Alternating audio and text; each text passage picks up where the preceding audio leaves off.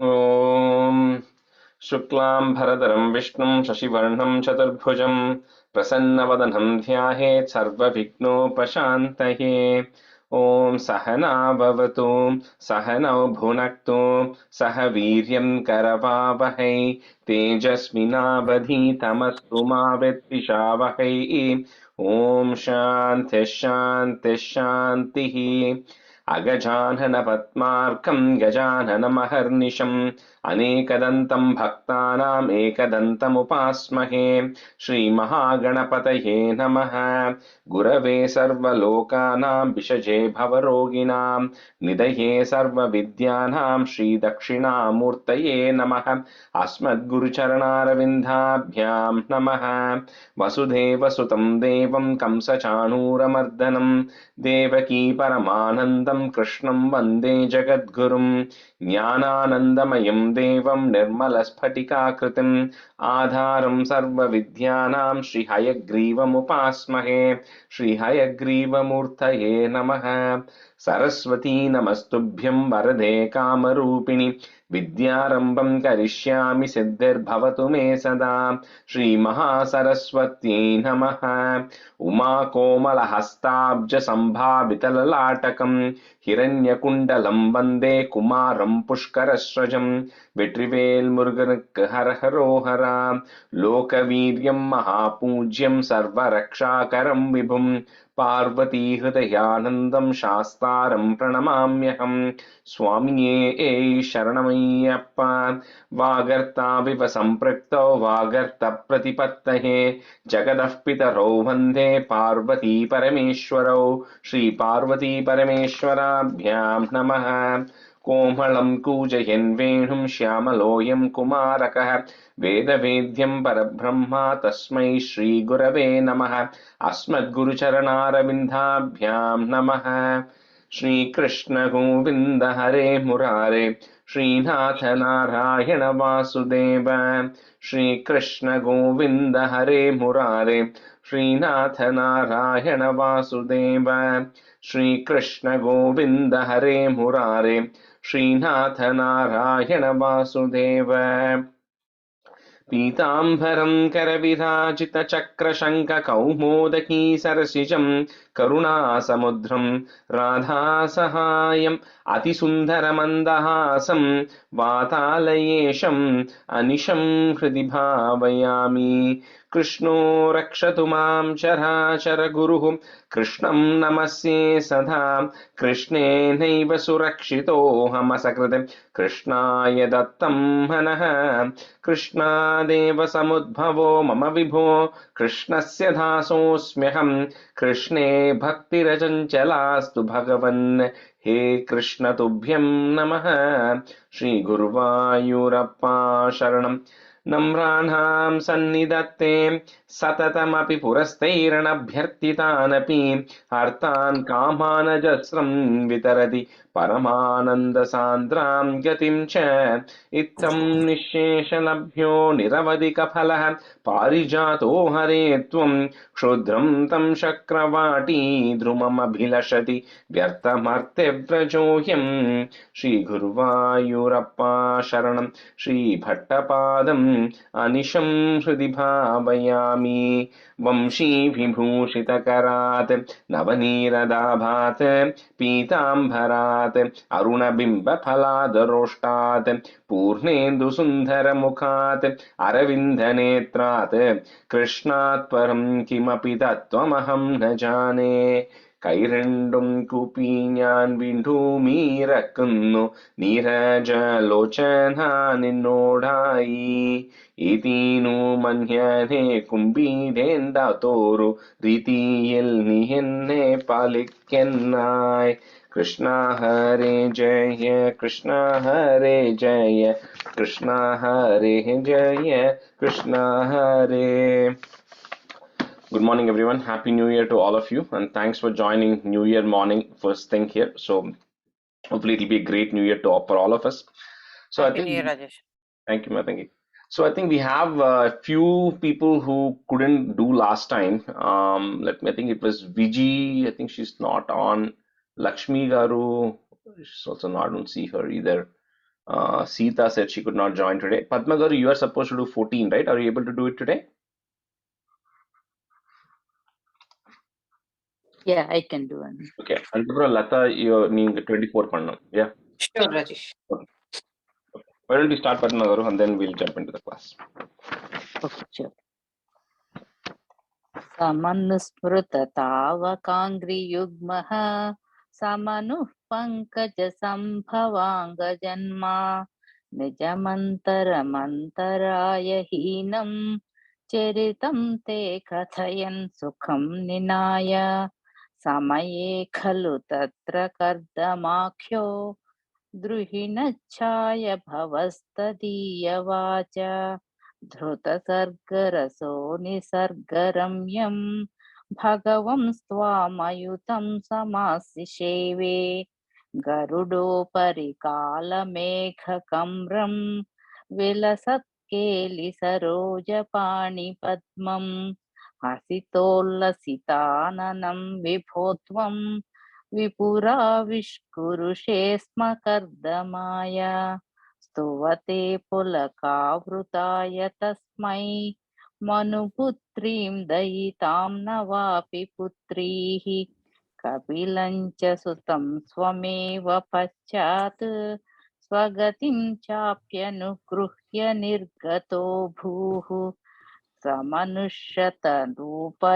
महिष्या गुणवत्या सुतया च देवहूत्या भवदीरितनोरदोपदिष्टः समगात् कर्दममागति प्रतीक्षम् मनुनोपहृतं च देवहूतिं तरुणीरत्नमवाप्य कर्दमोऽसौ भवदर्चन निवृतोऽपि तस्यां दृढशुश्रूषणया दधौ प्रसादम् सपुनस्त्वदुपासनप्रभावात् दयिता कामकृते कृते विमाने वनिताकुलसङ्कुलो नवात्मा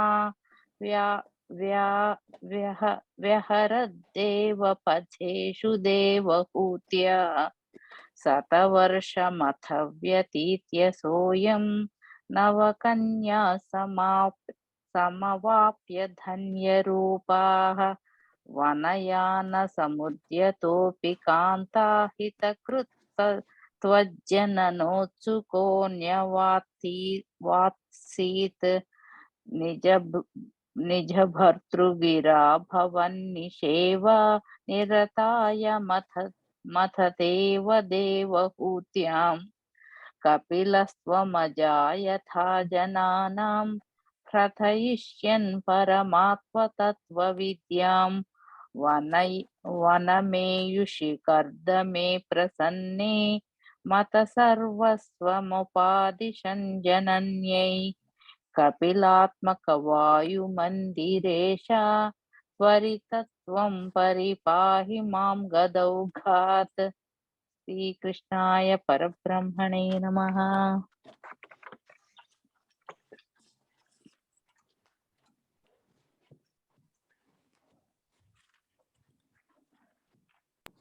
Lata, you can start. Okay.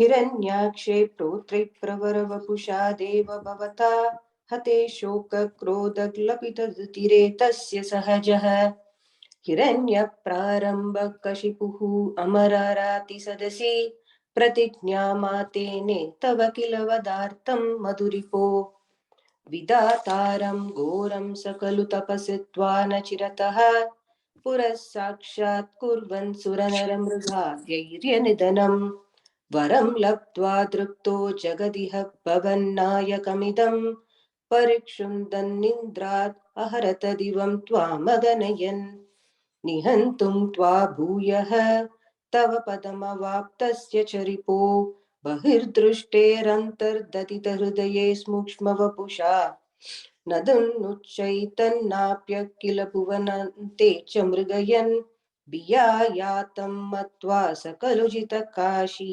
निववृते तसोऽस्य प्रह्लादः ततोऽस्य प्रह्लादः समजनिसुतो गर्भवसतौ मुनेर्वीणापानौ अधिगतः भवद्भक्तिमहिमा स वैज्यात्या दैत्यः शिशुरपि समेत्य त्वयि रतिं गदस्त्वद्भक्तानां वरद परमोदाहरणताम् सुरारीणां हास्यं तव चरणदास्यं निजसुते स दृष्ट्वा दृष्टात्मा गुरुभिरशिशिक्षचिच्चिरममुम् गुरुप्रोक्तं चासौ इदमिदभद्राय दृढमिति पाकुर्वन् सर्वं तव चरणभक्त्यैव वववृदे अधीतेषु श्रेष्ठं किमति परिपृष्टे ततनये भवद्भक्तिं वर्यामभिगदति वर्या कुलधृतीः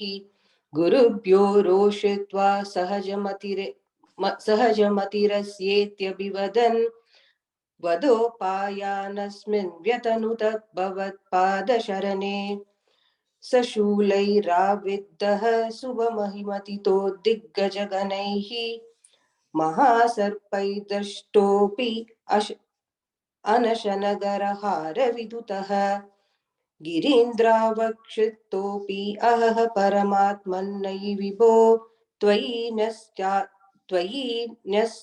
न्यस्तात्मत्वात् किमपि न निपीडामभजत ततः शङ्काविष्टः स पुनरतिदुष्टोऽस्य जनको गुरुत्या तद्गेहे किल वरुणपाशैस्तमरुणात् गुरोश्चासान्निध्ये स पुनरनुगान्त्यैत्यतनयान् भवद्भक्तेस्तत्त्वं परममपि विज्ञानमशिषत् पिता शृण्वन् बालप्रकरमखिलं त्वत्स्तुतिपुरं रुषान्तः प्राहैनं कुलहतकस्ते बलमिति बलं मे वैकुण्ठः तव च जगतां चापि सबलं स एव त्रैलोक्यं सकलमिति धीरो यमगदीत् अरे क्वासौ सकलजगदात्मा हरिरिति प्रबिन्दे स्म स्तम्भं चलितकरवालोदिति सुतः अतः पश्चाद्विष्णु न हि वदितुमीशोऽस्मि सहसा कृपात्मन् विश्वात्मन् पवनपुरवासिन् मृडय माम् Parabrahmane Namaha. The commas மட்டும் பாத்துங்கோ. I think நீங்க the continuous you were saying. So அது மட்டும் just take care of it. Sure. Okay. All right. So let's get going. So today we will start with Dasakam 30, which is Vamana Avataram. Right. So Srividya, you can be a student, and then Ramya, you can be a student for the first half. Okay. So this 30, 31, right, they actually go together. And so the 30 is the actual Vamana Avataram, which is happening.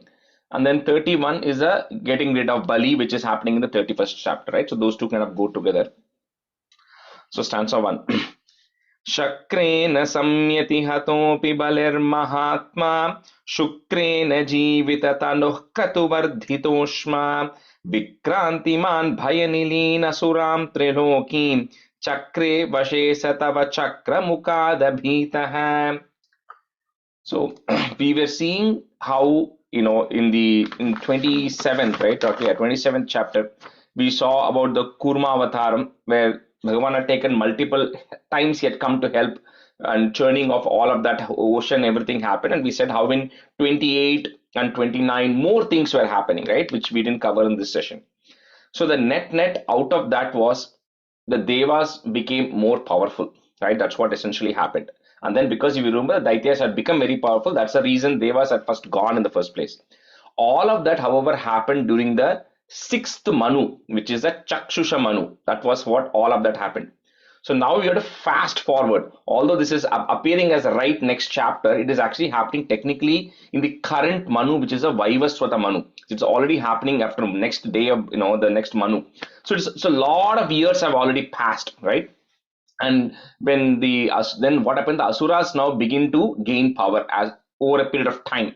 And Bali, Maharaja Bali, who was also there at the time, he was defeated by Indra and the gods and everything. However, the asuras guru Shukracharya brought Bali back to life. So he made Bali even more powerful as a result of that, because of which the asuras started winning again, and they essentially drove the devas out of their entire kingdom. So all of the deva planets were taken over by the asuras. And this Bali also started performing this, and it says here, the Vishwajit, right? I think it comes. So he performs the multiple sacrifices, because of which Bali becomes even more stronger. Then this Bali gets on doing this Ashwamedha Yaga. So anyone who does 100 Ashwamedha Yaga takes the position of Indra. So Indra is a position like a president or a vice president. It's a title. It is not the name of the person, right? So whoever the current Indra was, that Indra was at risk, because this Bali had performed 99 Ashwamedha Yagnas, and he was going to perform the 100th one, and the Asuras had become very powerful. That is a context for the first stanza here. So because of all of this, because of Shukracharya and everything who brought him back to life, the Asuras have become even more powerful. So Shakrena Samyati Hatopi Balir Mahatma, comma, Shukrena Jivita Tanuhu, is there put a ich sound, Tanuh Kratu Vardi Toshma Vikrantiman Bhaya Nileen Asuram. If you want to break it, you can break it at that na. Bhaya Nileen Asuram Trilokim, comma, Chakre Vashe Sa Tava Chakra Mukhada Bhitaha. So the first word Shakrena is referring to Indra. Next word Shukrena referring to Shukracharya. So those are the two similar words but different names. Shakrena samyati hatopi balir Shukrena jivita tanuh kratuvardhitoshma Vikrantiman bhayanilina suram trilokim Chakre vashe satava chakra mukadhabitaha. चक्रेण सम्यति हतोऽपि बलिर्महात्मा शुक्रेण जीवितधनुः कृतवर्ति दोष्मा विक्रान्तिमान् भयनिलीञ्छुरां त्रिलोकीं शक्रे वशशतव शक्रमुखादभीतः शक्रेण सम्यति हतोऽपि बलिर्महात्मा शुक्रेण जीवितधनुः कृतवर्ति दोष्मा विक्रान्तिमान् भयनिलीञ्छुरां त्रिलोकीं शक्रे वशशतव शक्रमुखादभीतः. Actually, within the second line, right? Jivita Tanuhu is there. The Tanuh, the ich sound takes over, so you don't have to say the Visarga. So Tanuh Kratu Vardi Doshma. Okay. Tanuh Kratu Vardi Doshma. Okay. Yeah. शक्रेण सम्यति हतोऽपि बलिर्महात्मा शुक्रेण जीवित तनुः कृतवदिर्तोष्मा विक्रान्तिमान् भयनिलीन् असुरान् त्रिलोकीं चक्रे वशे स तव चक्रमुखाद् भीतः शक्रेण संयति हतोऽपि बलिर्महात्मा शुक्रेण जीवित तनुः कृतुवर्धितोष्मा विक्रान्तिमान् भयनिलीन् असुरान् त्रिलोकीं चक्रे वशे स तव चक्रमुखाद् भीतः. Stanza 2. पुत्रातिदर्शनवशाददितिर्विषण्णा तं काश्यपं निजपतिं शरणं प्रपन्ना त्वत्पूजनं तदुदितं हि पयोव्रताख्यं साध्वादशाहमचरत् त्वयि भक्तिपूर्णा.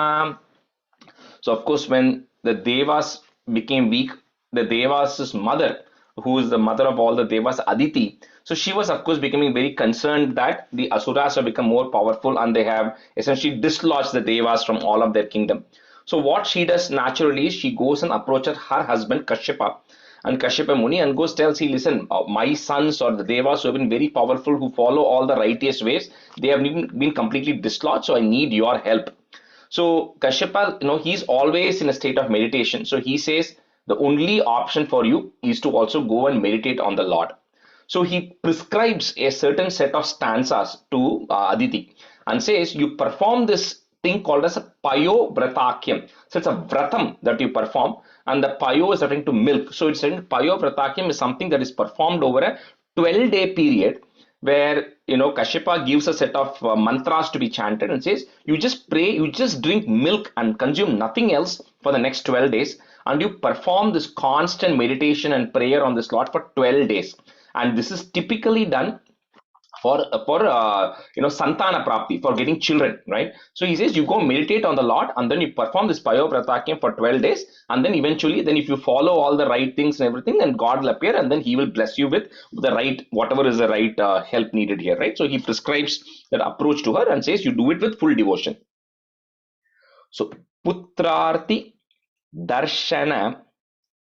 The next word, you can break it at the first da, vashat adithir, if you want to, or you can say it together, vashat adithir together.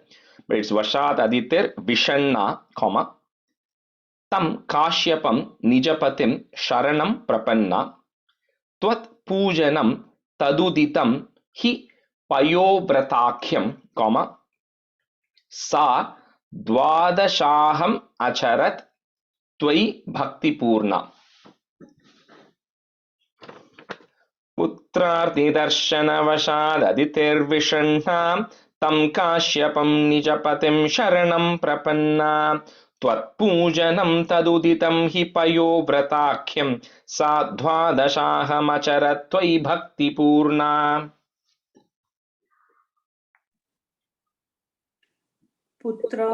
पुत्रार्तिदर्शन Vasad अदितिर्विषन्ना तं काश्यपं निजपतिं शरणं प्रपन्ना त्वत्पूजनं तरुतितं हि भयोवृधाख्यं सा. கடைசி லைன் சொல்லுங்க. Sa dvadashaham. So dvadasha is 12. So 12, right? So sa dvadashaham acharat tvai bhakti purna. द्वादशाहम् अचरत् त्वयि भक्तिपूर्णा पुत्रार्तिदर्शन वसाद अदितिर्विषन्नात् तं काश्यपं निजपदिं शरणं प्रपन्ना त्वत्पूजनं तरुदितं हि भयोवृधाख्यं स्वात्वादसाहम् द्वादशाहम् अशरत्. Okay, अचरत्, yeah. अचरत् द्वादशाहम् अचरत् त्वयि भक्तिपूर्णा.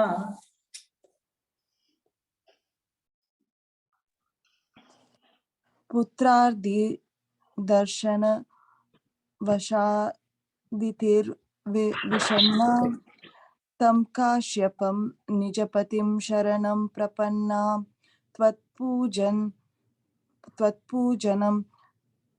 तदुदितं हि प्रयोव्रताख्यं सा द्वादशाहम् अचरं त्वयि भक्तिपूर्णाम्. अचरत् त्वयि भक्तिपूर्णा. अचरत् भक्तिपूर्णाम्.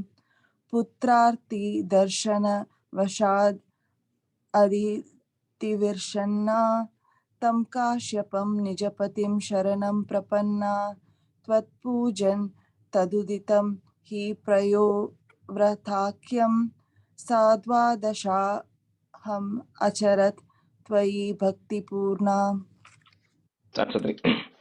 तस्यावधौ त्वयि निलीनमतेरमुष्याः श्यामश्चतुर्भुजवपुः स्वयमाविरासीः नम्रां च तामिह भवत्तनयो भवेयं गोप्यं मदीक्षणमिति प्रलपन्नयासीः.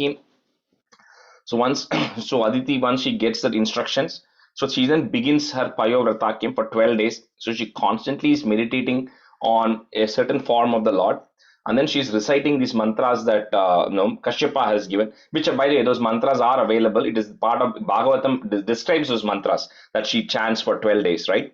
So once she completes it, right, very religiously, then on the 12th day, you then appear in front of her. How? Shyamas Chatur Bhuja Vapus. So you appear in a form like we always discussed in the past. In whatever form the devotee is meditating on and contemplating on, that's the form the Lord always comes. And most of these times, the instructions given are to visualize you in a Shyama, in a dark blue or a grayish form with four hands, wearing Pitambaram, wearing a yellow color, yellow silk at the bottom, right? That's the form that everybody generally prescribes. That's the form that Aditi also meditated on, and that's the form the Lord also comes with Chaturbhujam, with four hands and everything, and he comes in front of her.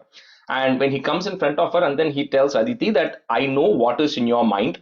Your right now, your goal for you is to protect your children, right? Your devas who have been dislodged, and so I'm going to come and help you out. And the way I'm going to help you out is I am going to be born to you and to Kashyapa. So this is the second instance where the Lord is actually going to be born, and I'll tell you that story when we come to Krishna Avataram in the 37th chapter, right? So anyway, just to make a note of, remember this. But anyway, the Lord says, I'm going to be born to you and Kashyapa, and says, keep this very confidential that I'm going to be born to you so that no harm comes to you, right? So keep it as in confidence. So tasya vadau tvai nilina matera mushyaha, comma, Shyamash Chatur Bhuja Vapuhu is there put is Vapus Swayam Avirasihi, or you can say it together, Swayam Avirasihi Namram Cha Tamiha Bhavat Tanayo Bhaveyam Gopyam Madikshanam iti Pralapanna तस्यावधौ त्वयि नीलीनमतेरमुष्याः श्यामश्चतुर्भुजवपुः स्वयमाविरासीः नम्रां च तामिह भवत्तनयो भवेयं गोप्यं मदीक्षणमिति प्रलपन्नयासीः तस्यावधौ त्वयि निलीनि मधरे मुष्याः स्वायामश्चतुर्भुज श्यामश्चतुर्भुज बभुस्वयमाविरासीः नम्रां सतामिह भवत्तनयो भवेयं गोप्यं मदीक्षणमिति प्रलपन्नयासीः तस्यावधौ त्वयि निलीन मतरेयमुष्याः श्यामश्चतुर्भुज बभुस्वयमाविरासीः नम्रां सतामिह भवत्तनयो भवेयं कोप्यं मदीक्षणमिति प्रलपन्नयासीः तस्यावधौ त्वयि निलीनमतेरमुषयाः श्यामश्चतुर्भुज वपुः स्वयमाविरासीः नम्रां च तामिह भवत्तनयो भवेयं गोप्यं मदीक्षणमिति प्रलपन्यासीः तस्यावधौ त्वयि निलीनमतेरमुष्याः श्यामश्चतुर्भुज वपुः स्वयमाविरासीः नम्रां च तामिह भवत्तनयो भवेयं गोप्यं मदीक्षणमिति प्रलपन्नयासीः Yasihi, that's a long stretch, long E at the end. यासीः And so forth. त्वं काश्यपे तपसि सन्निधत्तदानीं प्राप्तोऽसि गर्भमदितेः प्रणुतो विधात्रा प्रासूत च प्रकटवैष्णवदिव्यरूपं सा द्वादशी श्रवणपुण्यदिने भवन्तम्. So sage Kashyapa, who's always in a state of meditational trance, he's always meditating, right? That's what he does. So after the Lord Bhagavan comes and blesses Aditi with this, Kashyapa could feel that an amsam of the Lord has entered into his body. Kashyapa has a feeling. So he kind of knows. Although Aditi doesn't tell everything to him, he can feel that a portion of the Lord has entered into his body. So eventually then he transfers that into Aditi's womb. So Aditi essentially gets pregnant. And then on the day of, it says here, Dwadashi Shravana Punya Dine, right? So in the Shravana Masam, which is like a Jan Feb time, on the day of Dwadashi, then you are then born to Aditi and Kashyapa. And when you are born, the moment you take birth itself, O Lord, you are Prakata Vaishnava Divya Rupam. You are born with the original form, because that is how you first show up. And the same thing is going to repeat one more time in the 38th chapter also. So you are born in your original form, which is the form of dark blue complexion with the Chaturbhujam. You are born with that entire form there. And then you come in front of Kashyapa and Aditi in that form.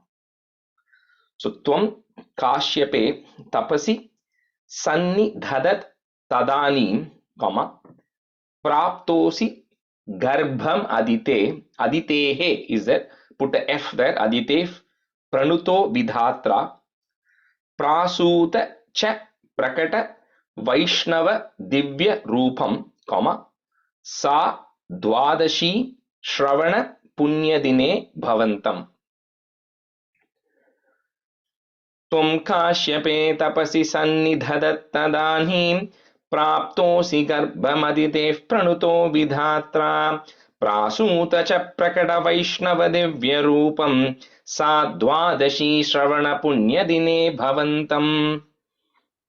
Dvam kashyebe tabasi sannidhadat praptosi garbham adite pranuto vidhatra prasudasha prakata vaishnava divya rupam shadvadas dvadasi shravana punyadine bhavantam.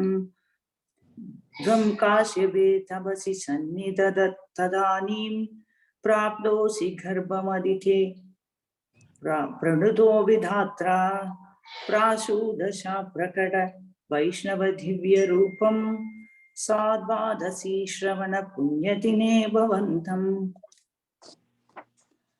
Tam Kashyape tapasi sannidhanim praptosi garpa maditev pranuto vidhatra prasuta cha prakata vaishnava divya rupam sadvadashi shravana punyadine bhavantam. Tvam Kashyape tapasi sannidhanim praptosi garpa maditev pranuto vidhatra prasuta cha prakata vaishnava divya rupam sadvadashi shravana punyadine bhavantam. That's fine. Punyashramam tamabhivarshati pushpavarshaihi harshakule suragane kritaturya ghoshe badvanjalim jaya jayeti nutah pitrubhyam tvam takshane patutamam vaturupamadha. So of course Punya Ashramam, so the hermitage of Kashyapa and Aditi where you were born, O Lord, so that has become like it's a birthplace, right? That has happened there. So of course all Brahma and all the Devas knew that the Lord is going to take birth with Kashyapa and Aditi to help them out here. So they all come, all the Devas and Brahma and the Siddhas, all of them come there and pay a visit to the hermitage to see the Lord in this form. So originally when he's born in that Vaishnava Divya Rupam, born in the blue color with the four hands and with the Shankhu Chakram and everything. But immediately after that happens, he then comes back and takes the form that he's going to be taking for this avataram, which is he takes the form of a dwarf, right? That's why Vaturupam. Vaturupam is the form of a brahmachari, but a very small or a small boy, right? That's what originally he is not yet a brahmachari, is not yet, haven't done the Upanayana yet in this stanza, but he takes a form of a small boy and he shows that form to Kashyapa and Aditi and everybody else, saying this is my incarnation for this particular time, and this is one of those Leela avatarams, right? Which is the Lord comes for one very specific purpose, but it's not with the full potency of the Lord, because that is going to come much later, but he comes for a very specific task to accomplish one very specific thing. So he comes for that purpose with a specific form. So that's the form he actually takes, but he shows that I am the main Lord has taken birth here. So Punyashramam Tamabhi Varshati Pushpa Varshaihi. So put a visarga at the end of that line. Pushpa Varshaihi, comma. Next line on top of that ha, If you have a ir, you can remove that off. So it becomes harsha kule sura gane krita turya ghoshe badwanjalim. So anjali, that word, but it becomes two s in Sanskrit. Badwanjalim. So they're folding hands, right? And Kashyapa and everybody is praising you with their hands folded. Badwanjalim jaya jayeti nutaha, put a f, nutaf pitrubhyam, comma tvam tat kshane patutamam vatu rupamadaha. पुण्याश्रमं तमभिवर्षति पुष्पवर्षैः हर्षाकुले सुरगणे कृततूर्यघोषे बद्ध्वाञ्जलिं जय जयेति नुतः पितृभ्यां त्वं तत्क्षणे पटुतमं वटुरूपमाधाः. पुण्याश्रमं तमभिवर्षति पुष्पवर्षैः हर्षाकुलेषु रगणे कृतदूर्यघोषे बद्ध्वाञ्जलिं जय जयेति नुतः पितृभ्यां त्वं तत्क्षणे पटुतमं वटुरूपमादाः. पुण्याश्रमं तमभिवर्षति पुष्पवर्षैः हर्षाकुलेषु रगणे कृतदूर्यघोषे बद्ध्वाञ्जलिं जय जयेति नुतः पितृभ्यां त्वं दक्षणे पटुतमं वटुरूपमाताः. पुण्याश्रमं तमभिवर्षति पुष्पवर्षैः हर्षाकुले सुरगणे कृततूर्यघोषे बद्ध्वाञ्जलिं जय जयेति नुतः पितृभ्यां त्वं तत्क्षणे पटुतं वटुरूपमादाः. पुण्याश्रमं तमभिवर्षति पुष्पवर्षैः हर्षाकुले सुरगणे कृततूर्यघोषे बद्ध्वाञ्जलिं जय जयेति नुतुः पितृभ्यां त्वं तत्क्षणे पटुतं वटुरूपमादाः. Stanza 6. तावत् प्रजापतिमुखैरुपनीयमौञ्जी दण्डाजिनाक्षवलयादिभिरर्च्यमानः देदीप्यमानवपुरीशकृताग्निकार्यः त्वं प्रास्थिता बलिगृहं प्रकृताश्वमेधम्. So because he's going to be a brahmachari in this case, he's going to be a Brahmin. So they have to now perform the Upanayanam for the Lord. So they perform the Upanayanam for the Lord, for which everybody, all the who's who comes, right? So essentially it says Brihaspati himself is coming, and then he's offering the sacred thread, right? And then Kashyapa Muni, then of course being the father, he performs the Upanayanam, but Brihaspati was the priest who is presiding over this thing.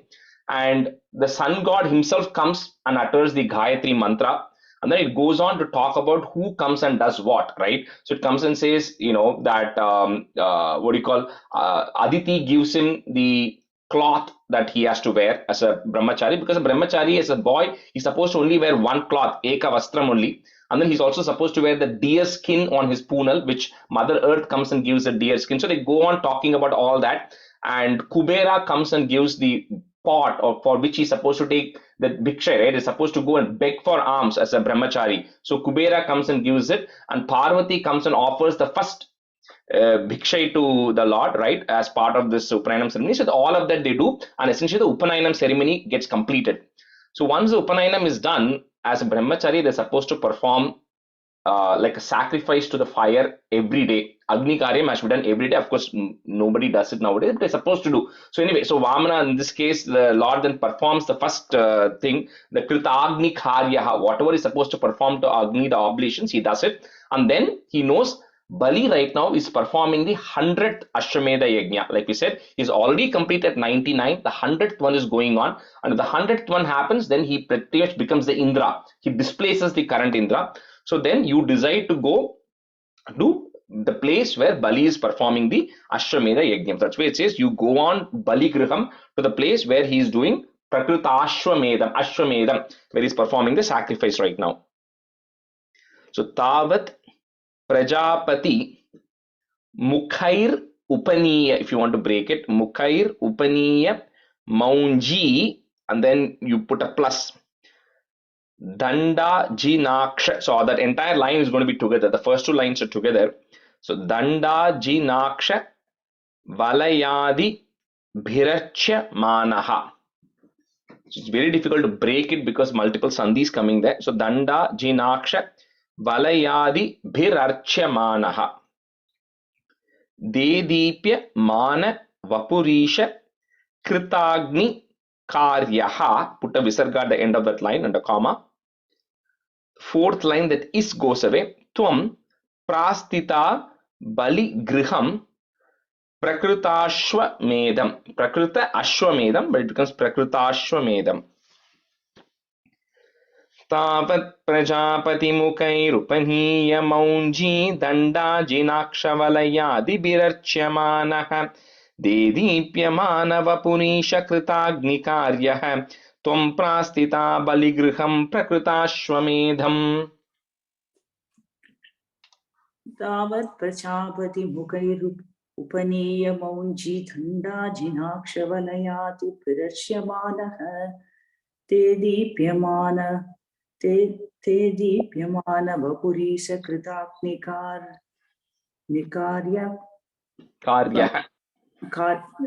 निकार्यः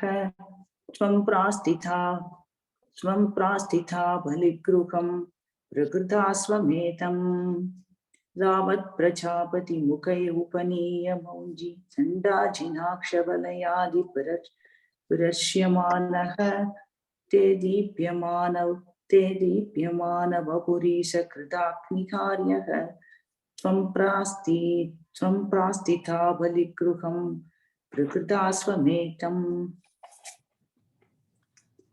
तावत् प्रजापति मुखैर अपनीय मौजी दण्डाजिनाक्ष वलयाधि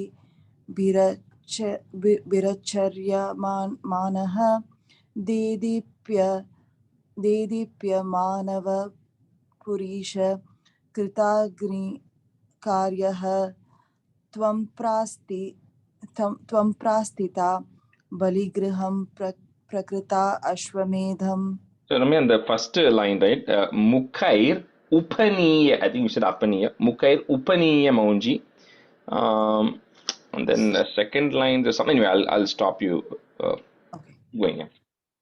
तावत् प्रजापति मुखैर उपनीय मौजी दण्डाजिनाक्ष वलयाधि विरचर्यमानः देदीप्य मानवपुरीश कृताग्निकार्यः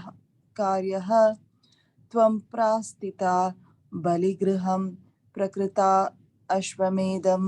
Yeah. And the first line, last word, right? Maunji, in sound, Maunji. Okay. And then the last word, the Prakrita Ashwamedham, you can't separate it when you're saying that. You have to say it as one word. So it becomes Prakrita Ashwamedham. Okay. Together, okay. Stanza 7. गात्रेण भावि महिमोचित गौरवं प्राक व्यावृण्वतेव धरणीं चलयन्नयासीः छत्रं परोष्मतिरनार्तमिवादधानो दण्डं च दानवजनेष्विव सन्निधातुम्. So here, as Vamana is walking, so you have to imagine now a small boy, right, probably about 7 years old or something like that, who's just had his Upanayanam, right? So they also carry a stick, and then they carry a bowl in their hand, and then he's carrying an umbrella in his hand to protect himself from the heat. So that is how Vamana is walking. So here Bhattacharya being a poet is just telling, as he's walking, right, he's also a very small boy, but the whole earth is beginning to shake because it is giving an indication of what is actually going to come later. So it's kind of a preamble to what's going to happen. The entire earth is shaking, and then he's holding the umbrella. Although he's holding the umbrella to protect himself from the heat, this is as if he's trying to protect himself from the enemies, and he's carrying a staff or a stick, right, which is to beat up his enemies, the asuras. So he's getting ready to go. So while he might look like a simple brahmachari who is just walking on the streets, but he is actually getting ready for something big that is going to come later. So Gatrena Bhavi Mahimochita Gauravam Prak, put a ik, first ka, ik, prak, comma. Next line, if you have a g in Sanskrit, I'm telling, you can remove that off. It goes Vyavrinva Teva Dharanim Chalayenna Yasihi. Chalayenna Yasihi. Chatram Paroshmati Ranartham Ivada Dhano. If you want to break it, Ranartham Ivada Dhano, comma. Dandam cha Danava Janeshviva Sannidhatum. Gatrena Bhavi Mahimochita Gauravam Prak Vyabrunvateva Dharanim Chalayen Nayasihi Chatram Paroshmatiranartamiva Dadhano Dandam Chadana Janeshviva Sannidhatum. गात्रेण भावि महिमोषित गौरवं प्राक् व्यावृणवधेव धरणीं चलन्यनयासि शतं मदिरनात्मिवाद धानो दण्डं च धानवज नेष्विवधन्निधातुम्. Ashivita, in the second line, right? Chalayen na on in and a not. Yeah. शलयन् नयासिः. Yeah. गात्रेण भावि महिमोषित गौरवं प्राक् व्यावृणवधेव धरणीं शलन्नयासिः. Chalayen nayasi. चलयन् व्यावृण्वधेव धरणीं शलयन्नयासिः शत्रं परोष्मदिरनार्थ मिवादधानो दण्डं च धानवज निष्विवासन्निधातुम्. गात्रेण भावि महिमोचितगौरवं प्राक् व्यावर्णवते धरणीं चलयन्नयासिः छत्रं परोष्मतिरनार्थमिवादधानो दण्डं च दानवजने Janeshviva. दानवजनेष्विव सन्निधातुं. गात्रेण भावि महिमो चितगौरवं प्राक् व्यावर्णवतेव धरणीं चलयन्नयासिः छत्रं परोष्मतिरनार्थमिवादधानो दण्डं च दानवजनेष्विव सन्निधातुम्. I mean, the second line, first word, Vyabrinvateva. Okay. Yeah, व्यावृण्वदेव. Yeah. Stanza 8. Tam narmadottarate hayamedashalam ase dushittvairuchatavaruddhanetraihi bhaswan kimesha dahanonu sanat kumaro yogi nukoyamiti shukramukai shashanke.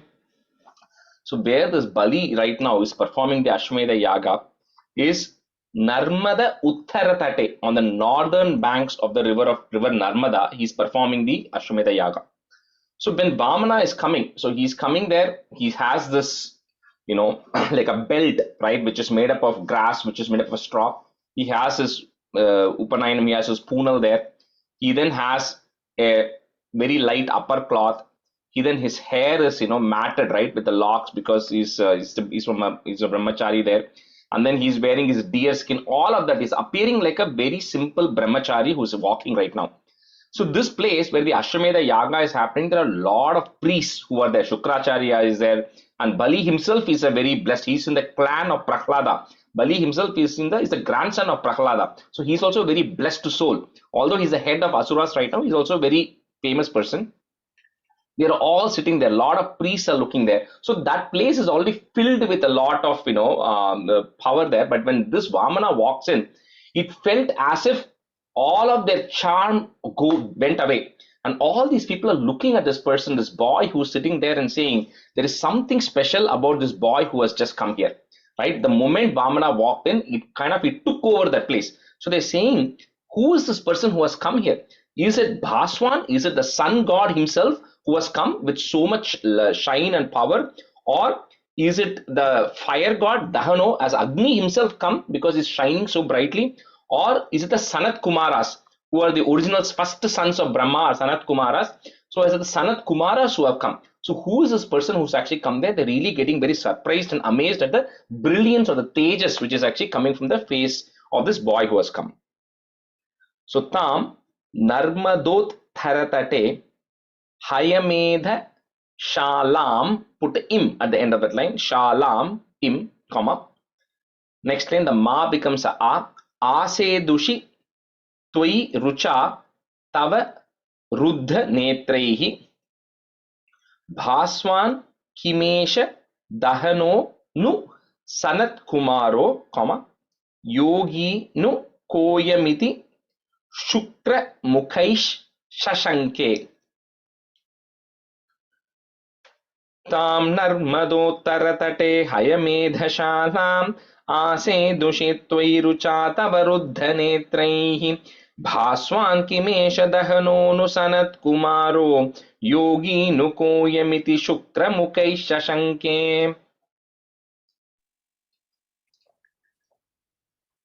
ताम्नर्मधोत्थरतटे हयमेधशालाम् आशे दुषीध्वै रुचा दवरुद्धनेत्रैः भास्वान् किमेष दहनोऽनु सनत्कुमारो योगीनुकोऽयमिति शुक्रमुखैः शशङ्के. तां नर्मदोत्तरतटे हयमेधशालाम् आशे दुषिद्वैरुचादव रुद्धनेत्रैः भास्वान् किमेष दहनोऽनु सनत्कुमारो योगीनुकोऽयमिति शुक्रमुखैः शशङ्के. तां नर्मदो तरतटे हयमेधशालाम् आसेदुषि त्वयि रुचा तव रुद्रनेत्रैः भास्वान् किमेष दहनोऽनु सनत्कुमारो योगी नु कोयमिति शुक्रमुखै शशङ्के. Ramya, second line, last word, Rudra, Ruddha, double dha, Ruddha Netraihi. तां नर्मदो तरतटे हयमेधशालाम् आसेदुषि त्वयि रुचा तव रुद्धनेत्रैः भास्वान् किमेष दहनो नु सनत्कुमारो योगी नु कोयमिति शुक्रमुखै शशङ्के. We can switch. Radha Garu, you can be a student, and Padma Garu, can you be a student? Yeah. Stanza 9. Anitamashu bhrigubirmakasam vibhutaihi Tvam ramya rupamasurat pulakavritangah Bhaktya sametya sukriti parinijya pado Tattoyam anvadhita murdhani tirtha tirtam. So when everybody sees this Vamana come there with this level of effulgence, right? So they all think somebody special has come. So first Bali himself, including Shukracharya. So they all welcome this boy in, and they first give him a seat. And then the first thing they do is they go and wash his feet, right? And then they go wash his feet, and Bali then realizes that this is somebody special. He couldn't place who it is, but he knows this is some special person who has come. So he washes that feet, and the water that is coming out of that feet, tattoyam, that murdhani, so he sprinkles it on his head as if it is a tirtham for himself. So Bali is then taking this water from the feet, that is water which is getting washed, right? The Lord's feet which is getting washed, and then sprinkles on his head as if it is a tirtham for him. But anyway, all of these people, all the sages who are present there, they all welcome this boy in, and then they, kind of wash his feet and then welcome him and honor him. Anitam ashu bhrigubhir mahasa bibhutaihi. So put a visarga at the end. Mahasa bibhutaihi, comma. The next line, the is goes away. Tvam ramya rupam asuraha. Ramya rupam asuraha is there. Put a F. Asura pulaka vritangaha. Pulaka vritangaha means like, that their hair is getting, they're getting, what do you call, like they say, like your hair is standing, your hair is getting erect and standing on your hands. And Mari, they are like, thrilled by the looking at this boy. Bhaktya sametya sukruti parinijya padau, comma, tattoyam anvadhrita. You can break it there. Tattoyam anvadhrita murdhani tirtha tirtham. आनीतमाशु भृगुभिर्महसाभिभूतैः त्वां रम्यरूपमसुरः पुलकावृताङ्गः भक्त्या समेत्य सुकृती परिणिज्य पादौ तत्तोऽयमन्वधृतमूर्धनि तीर्थतीर्थम्. आनीतम् आशु भृगुभिर्महस्माभिभूतैः त्वां रम्यरूपमसुरः पुलकावृताङ्गः भक्त्या समेत सुकृती परिणिज्य पादौ तत्तोऽयमन् अधृतमूर्धिनि तीर्थतीर्थम्. That first line, bhrigubhir. First line. Okay. आनीतम् आशु भृगुभिर्महस्माभिभूतैः त्वां रम्यरूपमसुरः पुलकावृताङ्गः भक्त्या समेत सुकृती परिणिज्य पादौ तत्तोऽयमन् अधृतमूर्धिनि तीर्थतीर्थम्. आनीतमाशु भृगुभिर्महसाभिभूतैः त्वां रम्यरूपमसुरः पुलकावृताङ्गः भक्त्या समेत्य सुकृती परिणिज्य पादौ तत्तोऽयमन्वधृतमूर्धनि तीर्थतीर्थम्. आनीतमाशु भृगुभिर्महसाभिभूतैः त्वां रम्यरूपमसुरः पुलकावृताङ्गः भक्त्या समेत्य सुकृती परिणज्य पादौ तत्तोऽयमन्वधृतमूर्धनि तीर्थतीर्थम्. प्रह्लादवंशजतया क्रतुभिर्द्विजेषु विश्वासतोऽनुतदितं दितिजोऽपि लेबे यत्ते पदाम्बुगिरिशस्य शिरोभिलाल्यं सत्वं विभो गुरुपुरालय पालयेथाः. See, Bhattacharya is saying that Ditijo, the son of Diti, which is Bali Maharaja, is saying what great punyam has he done that he is actually getting to wash your feet, and then he's able to take that water and sprinkle it on himself. So he's an extremely fortunate person to be able to do it. And he says, is it because this Bali Raja is born in Prahlada Vamsham? He's the grandson of Prahlada, and Prahlada is the greatest of devotees. So, and the Lord has also promised that he's not going to eliminate or get rid of anybody who's born in the clan of Prahlada, and they are all going to be great devotees. Maybe because he's born in the clan of Prahlada that he's getting this great chance. Is it that, or is it because he has actually done multiple of his, he's done 99 Rajasya Yajnams already, so he has done so many of this Yajnam and everything that he's really blessed, he's accumulated so much punyam that he's actually getting this opportunity? Or is it because he also has performed, Dvijeshu? Dvija means who's twice born, referring to Brahmins. So Bali Maharaja always respects Brahmins extremely high. So all the Shukracharya and Bhrigu and all of what his advisors are all Brahmins. So he's done a lot of good things towards Brahmins, so which is also accumulated a lot of positive karma. So is it maybe because of that? So no matter what these cases are, because of, or maybe all of these reasons that he has performed, so he's got so much punyam that he's able to make you sit, wash your feet, and then he's able to get that water sprinkled on himself. So he's really blessed. That's how Bhattaripat wraps this chapter up and say, oh, that Lord, oh Lord of Guruvayur, please eradicate my ailments also. So Prahlada Vamsha Jataya Kratubhir Dvijeshu, Vishwasato nu tadidam ditijopi lebhe yette padambu girishasya shirobhi lalyam, sa tvam vibho gurupuralaya palayetaha. प्रह्लादवंशजतया क्रतुभिर्द्विजेषु विश्वासतोऽनुतदिदं दितिजोऽपि लेभे यत्ते पदाम्बुगिरिशस्य शिरोभिलाल्यं स त्वं विभो गुरुपुरालय पालयेथाः. प्रह्लादवंशजतया क्रतुभिर्द्विजेषु विश्वासतोऽनुदितं दितिजोऽपि लेभे यत्ते पदाम्बुगिरिशस्य शिरोभिलाल्यं सत्वं विभो गुरुपुरालय पालयेदाः.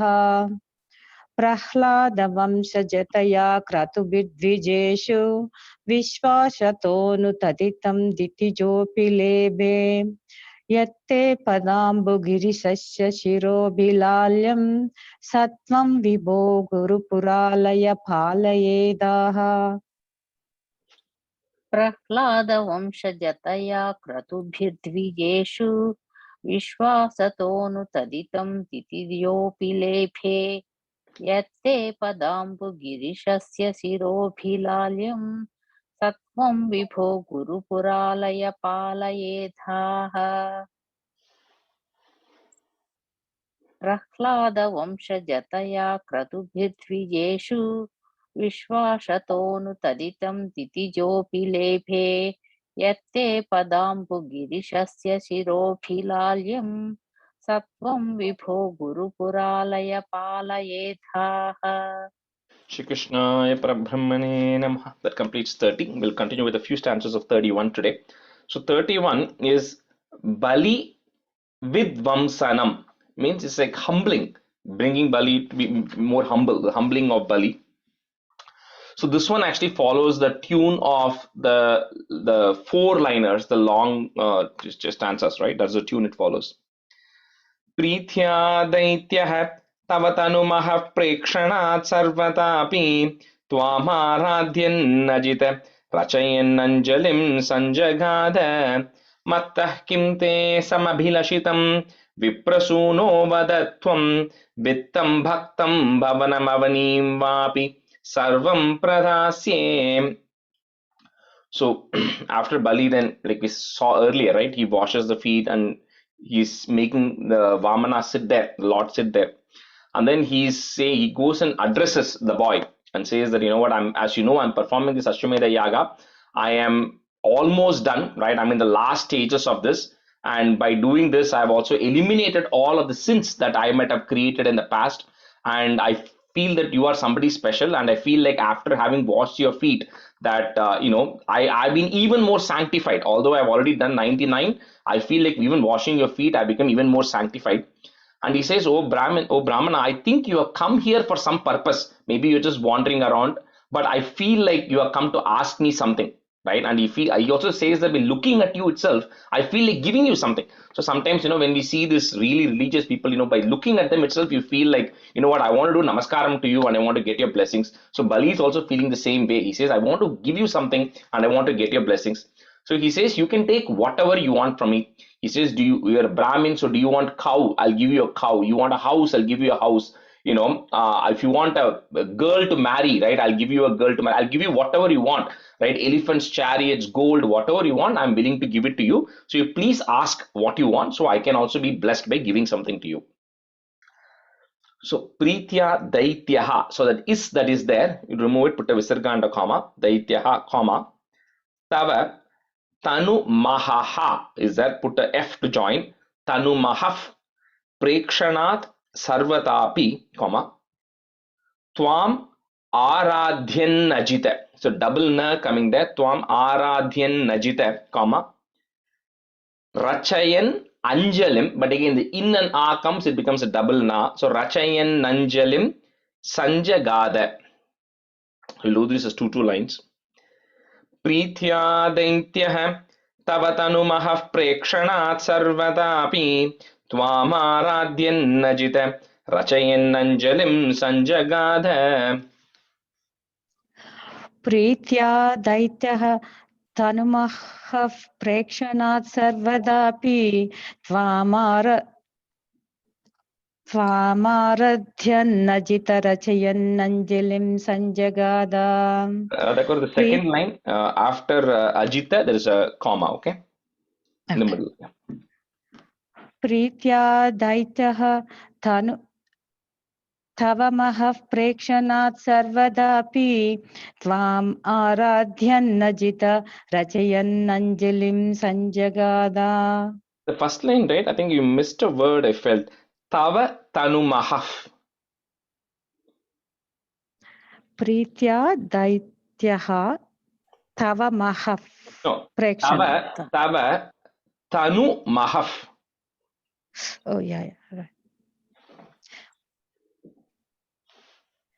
Pritya Daityaha. Go ahead, Radha. Yeah. Pritya Daityaha Daityaha Tanumahaf, right? Tava Tanumahaf. Okay, thank you. Got it. Pritya Daityah Tavatanumah Prekshanat Sarvadhapi Tvamarathyannajita Rachayannanjali Sanjagada. Pritya Daityah Tavatanumah Prekshanat Sarvadhapi Tvamarathyannajita Rachayannanjalim Sanjagada. Mattaha, which is put a ich sound. Mattah kim te samabhilashitam, comma, viprasuno bada tvam, comma, vittam bhaktam bhavanam avanim vapi, comma, sarvam pradasye. Mattah kim te samabhilashitam viprasuno bada tvam vittam bhaktam bhavanam avanim vapi sarvam pradasye. Mata kinte samabhilashitam viprasuno vadatvam vaktam bhaktam bhavanam avanim vapi sarvam pradasye. The fourth line, vittam, first word, vittam. Okay. Vittam. And then after vapi, there is a comma, okay? Okay. Mata kinte samabhilashitam viprasuno vadatvam viktam bhaktam bhavanam avanim vapi sarvam pradasye. Mattah kim te samabhilashitam viprasuno vadatvam vyaktam bhaktam bhavanamavanim vapi sarvam pradasye. Padma Garu, fourth line, first word, vittam, not Vittam andi vyaktam. Okay, vittam. Rajeshri, in the book, it's given as Vyaktam. Vittam, okay, then change it to vittam, okay. Yeah. Okay. Mattah kim te samabhilashitam viprasuno vadatvam vittam bhaktam bhavanamavanim vapi sarvam pradasye. Yeah. After vapi, there is a comma, okay? It's like the fourth line. Vapi. Stanza 2. Tamakshīnām baligiramupakarnya karunyapurnopi asyotsekam shamayitumana daityavamsham prashamsan bhūmim padatraya parimitam prartayamasi tattvam sarvam dehiti tu nigatite kasya hasyam navasyat. So when Bali comes and says, Maharaja Bali comes and says, you can take whatever you want, right? I'm willing to give you anything you want. It shows two things. One is it actually shows his might, right? That what he's capable of. He's just, of course, so wealthy and he has access to all these things that somebody could come and just say, okay, give me a few villages, and he'll be willing to give, right? So he is, first of all, shows his might. Second, it also shows his pride, right? So it also shows that he's so proud that he feels that he has everything, and then he can offer anyone anything they want, which itself is the number one problem, right? That people have, is feeling that they can give something to anybody, right? The feeling of pride. So which was one of the main reason which eventually leads to his downfall. So when, first of all, when Bali comes and says that, so Bhagavan then first thanks him, says that, you know what, first of all, you have spoken in a very religious way. You know how to treat a Brahmin, right? You welcome that person, you make him comfortable, and then you do all the offerings. You first of all know that, because of course, you know, you have in your presence Bhrigu and Shukracharya, and you have some of the greatest of priests and advisors, right? So of course you are following all the right religious principles in terms of how somebody needs to work or how someone needs to act. And of course you also come from the clan of Prahlada, so no wonder, right? You know all the right things to do. So definitely you're very blessed. So, and then he says, no one who is born in your family, and neither you, Bali, has been ever miserly. You've never been worried about sharing whatever you have, especially with Brahmins and people who are in need. You've always been willing to share. So he first praises Bali, saying you've definitely done a lot of great things. And then he says, in terms of what I want, right? So here he says, all, I don't need much, right? He says, Pada Traya. So just give me land which is occupied by 3 foot, three of my feet, 3 feet of land measured in my own foot. So Pada Traya. Traya means 3, Pada means foot. So whatever land is occupied by 3 of my feet or steps, you just give me that, right? And Bhatripad says, if you Bhagavan, if you had Krishna, if you had gone and asked, Sarvam Dehiya, give me everything, because Bali is saying, I can give you whatever you want, I can give you everything from the list, right? If you had gone and said Sarvam Dehi, then people would have ridiculed you, right? Kasya Hastyam, everybody would have laughed at you. So of course you are not going to go and ask for everything. You only went and asked for 3 feet of land from Maharaja Bali. So Tamakshinam Bali Giram Upakarnya, comma, Karunya Purnopi. So put a short P, Karunya Purnopi, and then put a comma. Next line, the Pya that is there in the next line becomes a. So Asyotsekam Shama Itumana, comma, Daitya Vamsham Prashamsan. Tamakshiham Baligiram Karunya Purnopi Asyotsekam Shamayitumana Daitya Vamsham Prashamsan.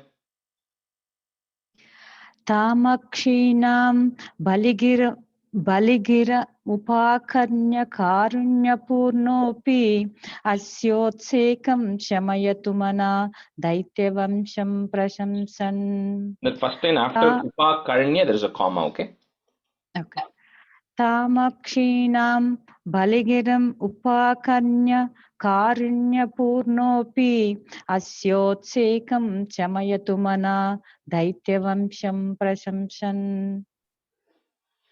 Tamakshīnām Baligiramupākarnya Kārunyapūrnopi Asyotsekam Shamayitumana Daityavamsham Prashamsan. Tamakshīnām Baligiramupākarnya Kārunyapūrnopi Asyotsekam Shamayitumana Daityavamsham Prashamsan.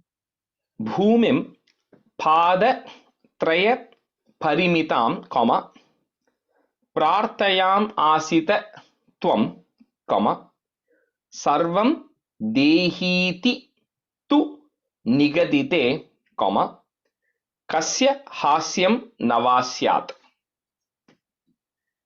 Bhumim Padatraya Parimitam Prartayamasi Tvam Sarvam Dehiti Tu Nigatite Kasya Hasyam Navasyat. Bhumim Padatraya Parmitam Prarthayam Asidatvam Sarvam Dehitu Tunigadite Kasya Hasyam Navasyat. The fourth line, Dehiti Tu Nigadite. Okay. भूमिं पादत्रयपरिमितां प्रार्थयाम् असितत्वं सर्वं देहीति तु निगदिते कस्य हास्यं न वा स्यात्. After nigatite, there is a pause, okay? Fourth line. भूमिं पादत्रयपरिमितां पार्दयामासिदत्वं सर्वं देहिति तु निगदते कस्य हास्यं न वा स्यात्. भूमिं पादत्रयपरिमितां पार्दयामासिदत्वं सर्वं देहिति तु निगदते कस्य हास्यं न वा स्यात्. Padmagaru, third line, prarthaya, pra. Okay, I think you said partaya, prarthayam asitatvam. Yeah. Stanza 3. Vishvesham mam tripadamiha kim yachase balishastvam sarvam bhumim brinu kimamunetyalapatvam sadripyan yaspat darpad tripada paripurtya kshamah kshepavadan bandham chasa avagamat atadarho vigadho pashantyai. So we said earlier, right? So Mahabali has performed 99 Ashwamedha Yajnas and he is now one away. This is the 100th Yajna that he's actually performing. And once he performs it, then he automatically becomes the Indra. So when this Brahmin boy is coming and saying, you know, you are asking for everything, all I need is just 3 feet of land measured in my foot. And he's a small boy, right? So 7 or 8-year-old boy. So Bali is saying, you know what? You seem to speak very nice, oh Brahmin boy, right? And he says, I can give you the entire earth, right? I can give you anything you want, right? Because I am right now the controller of all the 3 worlds, right? He's driven the Devas also out of the Deva Lokam. So he says, I am the controller of all the 3 worlds. I can give you anything you want in this world, right? But I know you have come to ask me for something, because otherwise you wouldn't have come here.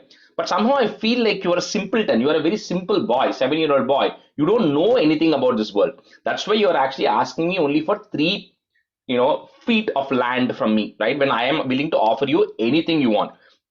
Sarvam Bhumim, I can even give you the entire earth if you want, right? But you are coming and asking me only for 3 feet of land. So he says, you are not very intelligent, doesn't look like you are intelligent. And he says, for me, he says, if somebody comes to me and asks for something, and if I have given them something, that person shouldn't have to go to anybody else to ask for anything. Because if you go ask somebody else next time, that's an insult to me. That's what Bali says.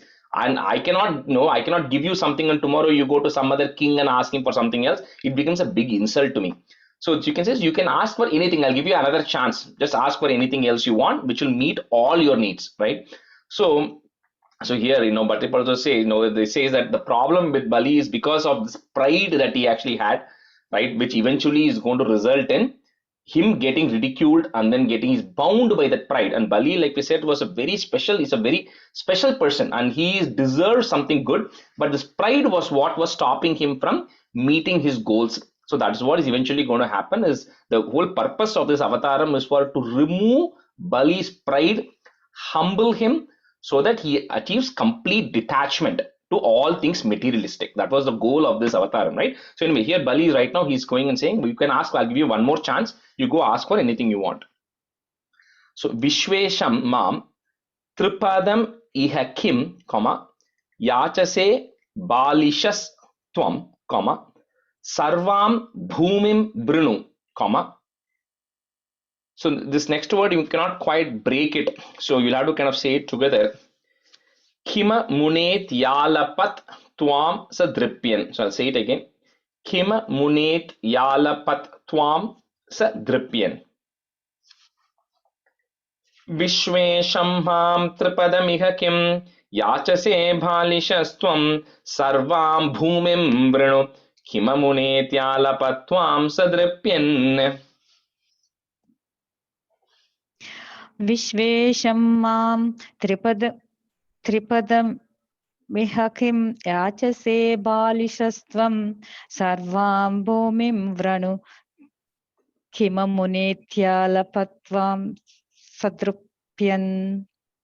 Vishvesham mam tripadam इह किं याचसे बालिशस्त्वं सर्वां भूमिं वृणु किममुनेत्यालपत्वां सदृप्यन् विश्वेशं विश्वेशं मा विश्वेशं मां त्रिपदमिह किं याचसे बालिशस्त्वं सर्वां भूमिं वृणु किममुनेत्यालपत्वां सदृप्यन् विश्वेशं मां त्रिपदमिह किं याचसे बालिशस्त्वं सर्वां भूमिं वृणु किमे सर्वां भूमिं वृणु किममुनेत्यालपत्वां सदृप्यन्. Yasmat darpat. So two das coming there. Yasmat darpat, comma. Tripada pari purtyakshamah. So that visarga you have to say it because ksha is coming after that.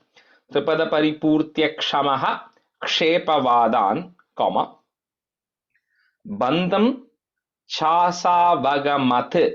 So the da that is there, we'll break it. We'll put it first. Chasavagamat, comma. Next word starts with the a.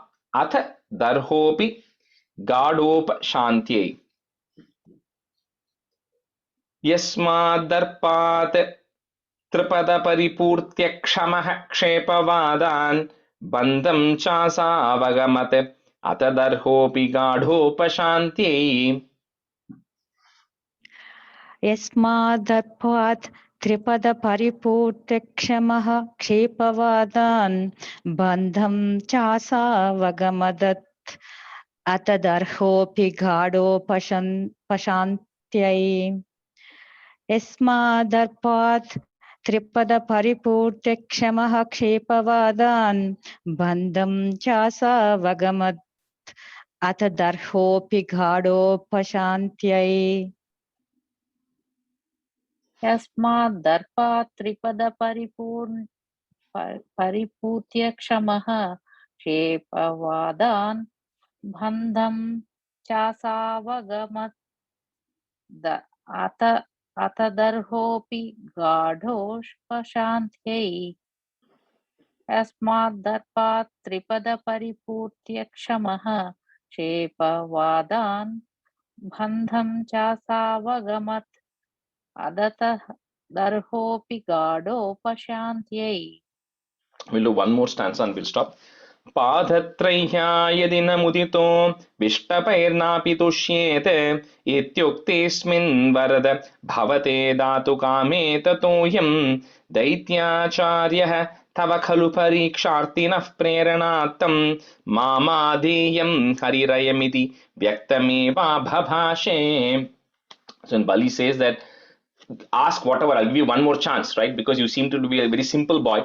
So then Bhagavan replies that, if a person cannot satisfy their senses, if they do not have the senses under control, no matter how many things they have, how much ever items they have, they're never going to be satisfied, right? He says the first thing is not about the quantity of things you have. It is all about controlling your senses. And he says, if I cannot be satisfied with 3 pieces of land, then even if you give me 7 islands, I'm not going to be satisfied, because that's all I need right now. I only need 3 pieces of land. So you giving me extra is not going to matter, because it is not about how many items I have. It's about how much I'm able to control my senses. And he also goes and gives a long lecture to say that whatever a person is having that's what is destined. That's what the person will always get. And then being being not happy or discontented with what they have or wanting more is never going to result in happiness. It's always going to result in sorrow. So he says, I'm very good with that request of just wanting 3 pieces of land.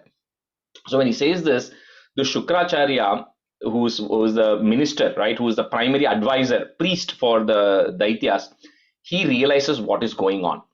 And here Bhadrapad also says, this is also from your prompting, O Lord. You are prompting Shukracharya to come and intervene.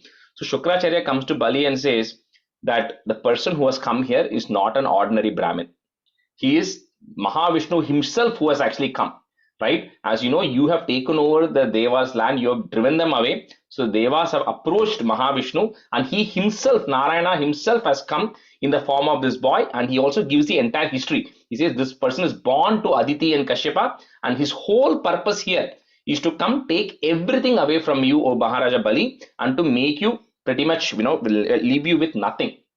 So he says, it's okay. I know you have already given the word that you can take whatever you want, right? But there are ways around working, right? There are traditional religious way. There are ways around working around it. He says, I strongly recommend that you do not give this boy whatever he asks, right? Do not offer everything to him. Shukracharya is coming and intervening right now.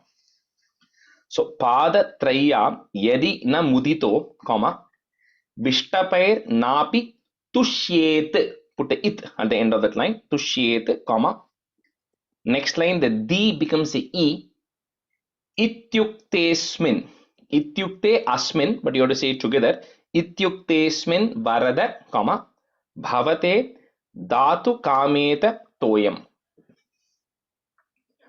पादत्रह्या यदि न मुदितो विष्टपैर्नापि तुष्येत इत्युक्तेऽस्मिन् वरद भवते दातु कामे ततोऽह्यम् पादत्रया यदि नमुदितो विष्टपैर्नापि तुष्येत् इत्युक्तेऽस्मिन् वरद भवते धातु कामेदतोऽयम् पादत्रया यदि नमुदितो विष्टपैर्नापि तुष्येत् इत्युक्तेऽस्मिन् वरद भवते धातु कामेदतोऽयम् पादत्रया मुदितो विष्णुपैर्नापि तुष्येत् इत्युक्तेऽस्मिन् वरद भवते धातु कामे ततोऽयम्. Padma Guru, the comma, first line after mudito there is a pause, second line after varada gets a comma. Varada. Okay, sir. पादत्रया यदि न मुदितो विष्णुपैर्नापि तुष्येत् विष्टपैर्नापि तुष्येत्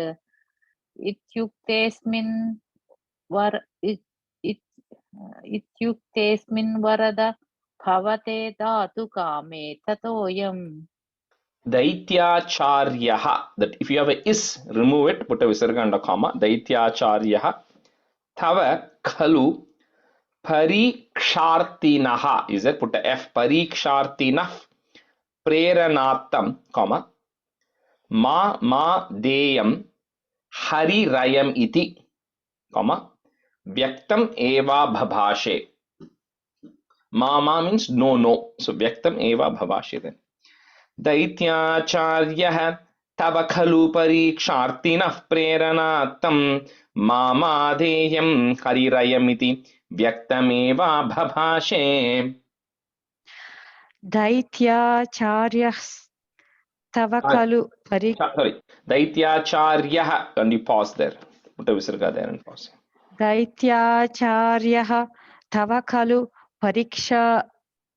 परीक्षार्थिनः प्रेरणार्थं मामाधेयं हरिरयमिति व्यक्तमेवा बभाषे. दैत्याचार्यः तव खलु परीक्षार्थिनः प्रेरणार्थं मामाधेयं हरिरयमिति व्यक्तमेवा